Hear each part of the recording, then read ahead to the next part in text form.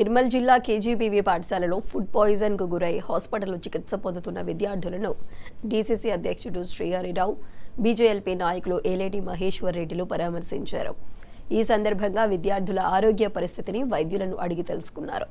విద్యార్థినులకు సరైన వైద్యం అందజేయాలని ఎమ్మెల్యే ఏలేటి మహేశ్వర్ రెడ్డి వైద్యులను ఆదేశించారు.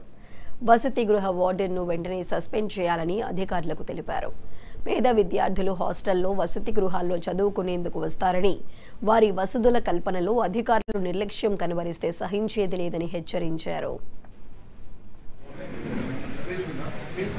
దాదాపు 40 మంది విద్యార్థులు అవస్థకు గురై 40 మంది నిన్నటి నుంచి అస్వస్థతతో హాస్పిటల్లో జాయిన్ అవ్వడం జరిగింది.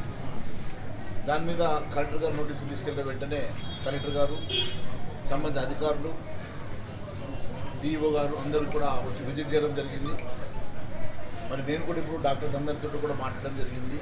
ఇక్కడ ఉన్నటువంటి విద్యార్థులను కూడా మాట్లాడడం జరిగింది.